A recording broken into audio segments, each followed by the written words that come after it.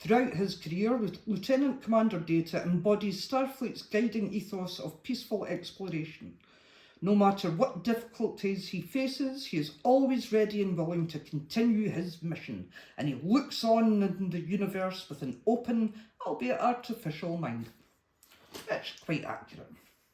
And number 1, the magician, is Geordie. Quite apt again, because he does do magic with engines. So the magician is open to new trades and skills and is committed to learning as much as he can to elevate himself. Very true. As chief engineer of the Enterprise, Lieutenant Commander Geordie LaForge is responsible for keeping the ship running at peak efficiency. Maintaining everything from the transporters to the warp drive requires a wide breadth of knowledge, and LaForge works tirelessly at improving both the ship's systems and his own understanding of them. So, covers for him. The next one is the High Priestess. Yep, the High Priestess, which goes quite nicely with Deanna Troi.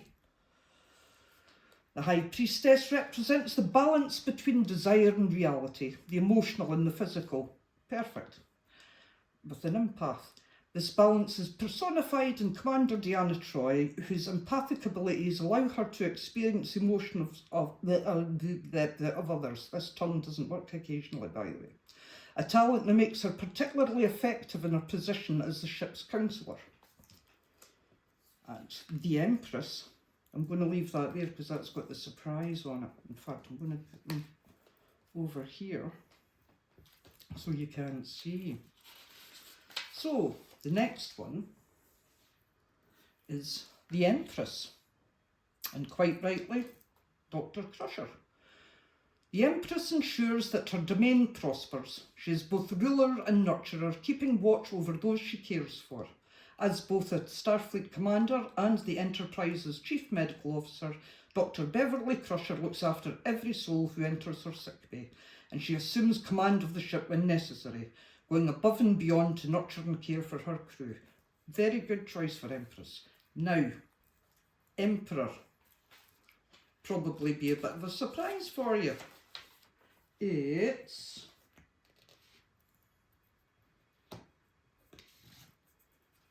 William Riker. Yeah, no, yeah. That's about, you weren't expecting that. I wasn't. The Emperor takes command of his dominion, wielding an authority built on experience and respect. Commander William Riker demonstrates this quality time and time again during his tenure on the Enterprise. As the ship's first officer, it falls to him to take control in dire situations and enforce the discipline that Starfleet protocol requires. Very true. So this one actually jumped out, so I'll have to make a note of this. And it's the Hierophant, and I can't even mind, I don't even know if that's Nechanyev. Who knows how to pronounce it. Anyway, the Hierophant upholds the laws and traditions of a society. For Admiral Alyena Nechich, something Russian, the authority of the United Federation of Planets is sacrosanct. She is unwavering in her dedication to its guiding principles even, and she enforces its mandates regardless of any objections raised by her fellow Starfleet officers. It's a bit of a pain in the arse, basically. So, and 6, the lovers is, of course, Miles and Keiko. I mean, who else, really? The lovers represent the balance between two opposing factors. It asks us to focus on both the inner and outer aspects of our lives to give a better understanding of ourselves. Just as Miles and Keiko O'Brien seek to strengthen their relationship by entering into marriage and starting a family aboard the Enterprise. Oh, that's very nice. Next up, number 7, is the Chariot, which is the Enterprise, of course. No matter the distance, no matter the obstacles, the Chariot rushes towards its goal, just as the USS Enterprise speeds across the galaxy. Whether they are racing at warp speed or slowing to impulse, the crew of the Enterprise would be powerless to explore the universe without their see, that's the tongue's away again. They would be powerless to explore the universe without their miraculous spacecraft. Which is true.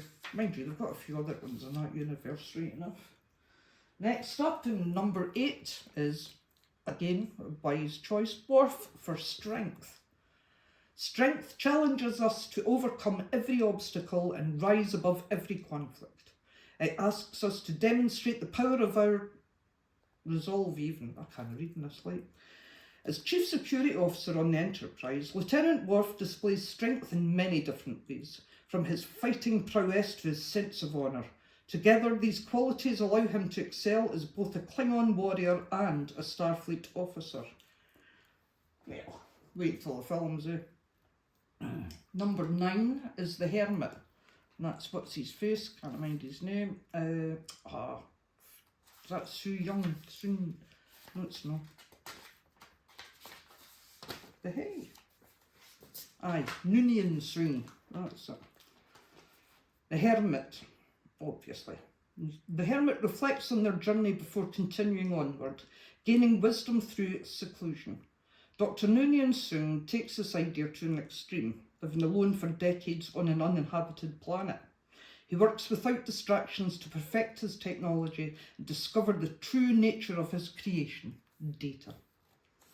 Well, that didn't go too well either, did it? Number 10 is the Wheel of Fortune. And again, obviously, we have Guinan. So the Wheel of Fortune spins ever onward, regardless of our wishes and fears. It reminds us that sometimes fate is simply out of our hands. Over her long life, Guinan has learned the truth of this lesson better than most, and she uses this hard-won wisdom to guide and inspire the crew of the Enterprise, encouraging them to face their fate with conviction rather than resignation. She's a bit of a bright spark, right enough. And this is the one that you'll realise is not a surprise after all. It's our Jean-Luc as Justice, and it matches. So justice ensures that we are all treated fairly and with impartiality. No matter who we are or where we came from, we shall be judged by our actions alone.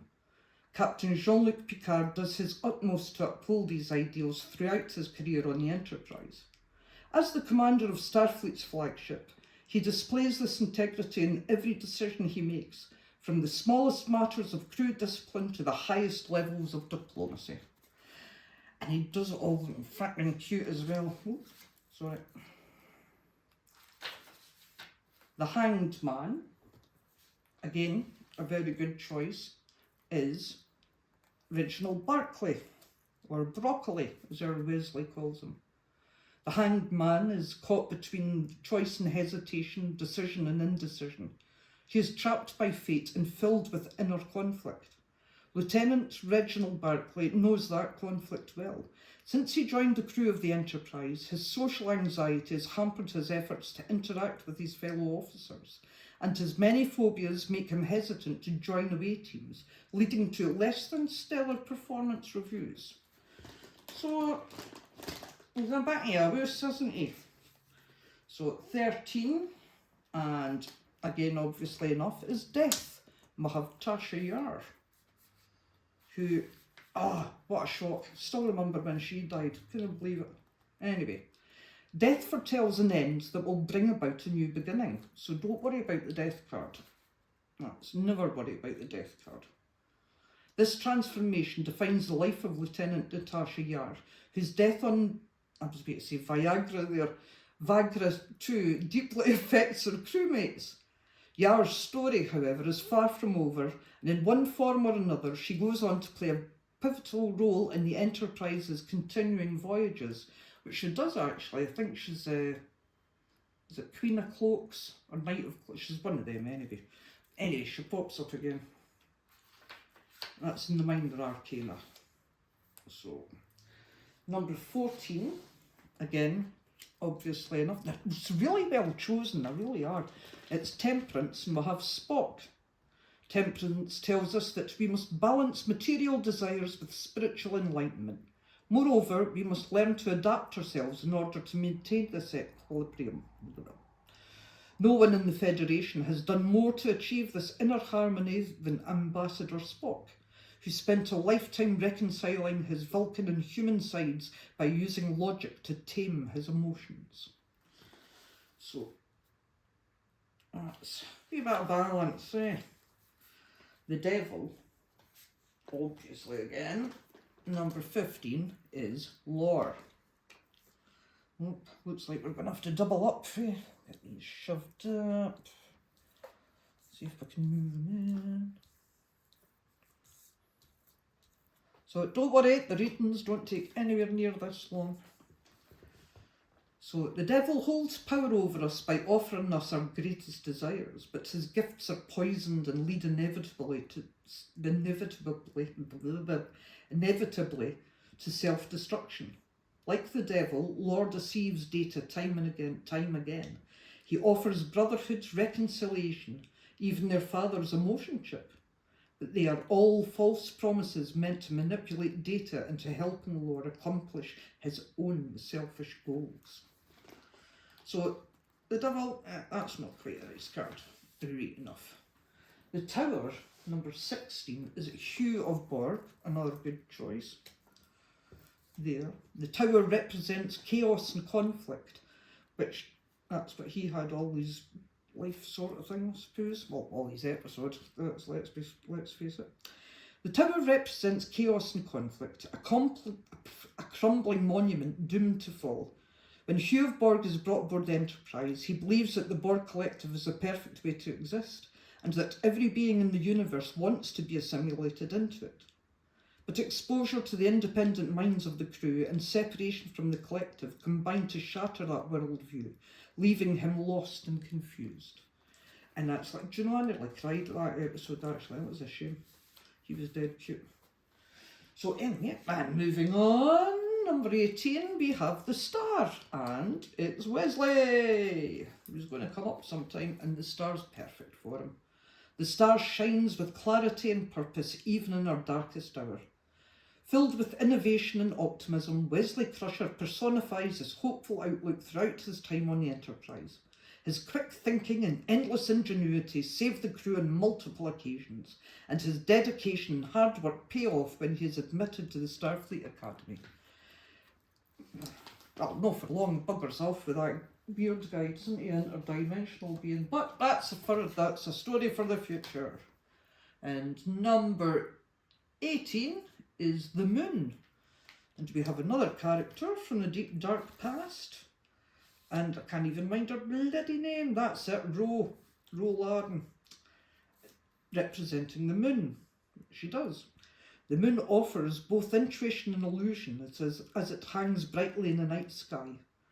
Some are freed by its light, while others are trapped within its mystery. When Ensign Ro Larden I cannot speak tonight.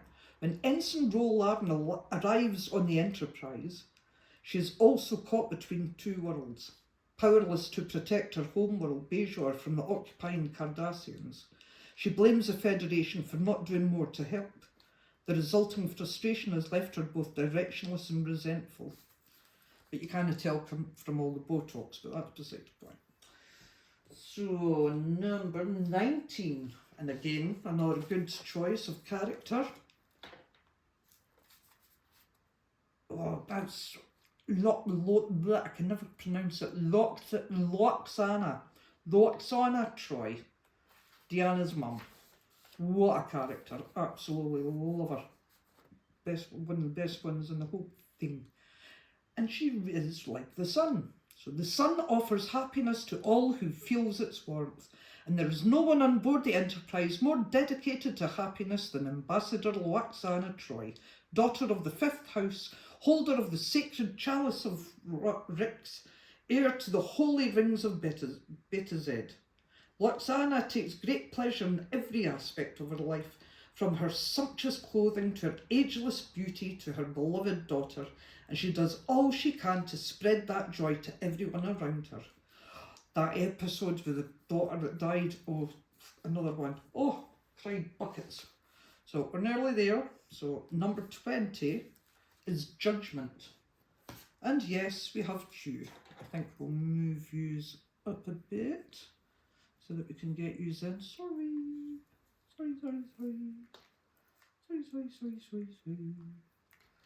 So that's judgment there. Judgment reigns over inner awakenings, higher callings, and important decisions. When the omnipotent being Q puts humanity on trial for being a dangerous, childlike race, the crew of the Enterprise must prove him wrong. Their success at Farpoint Station earns them a favourable verdict, but Q continues to keep a watchful eye on this young and sometimes foolish civilization. And geez, oh, would you be having fun now? And lastly, 21, we have the world, but in this deck, the galaxy, represented by. The world signals a deeper understanding of the universe and our place within it. Although it may foretell the end of a journey, it also points the way to a new beginning. What better representation can the world have than our own galaxy, overflowing with planets, civilizations and adventures? Life on the final frontier will always carry risk, but the crew of the USS Enterprise recognises that the rewards are as vast as the Milky Way itself. So, that's our characters that we shall be using for these readings. Now it's all just a bit of fun, so don't worry, you get out of it what you want to get out of it. I'm what's known as an intuitive reader, which means I go with the vibes that the cards give me, so might not technically be what it says in your little book that you'll have at home, but the vibes will be right, and it's me that's reading the cards, so therefore it's my vibes that will be coming out. You take that whatever way you want to take it. It's just a little bit of fun.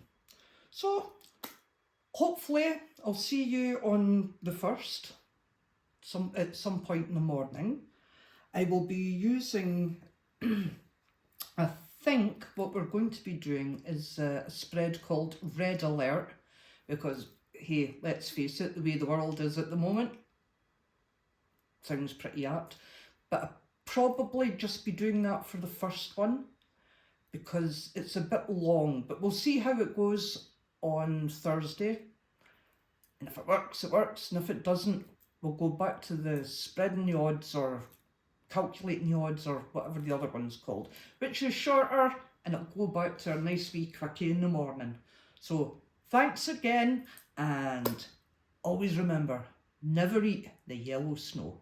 Thank you. Bye. Oh.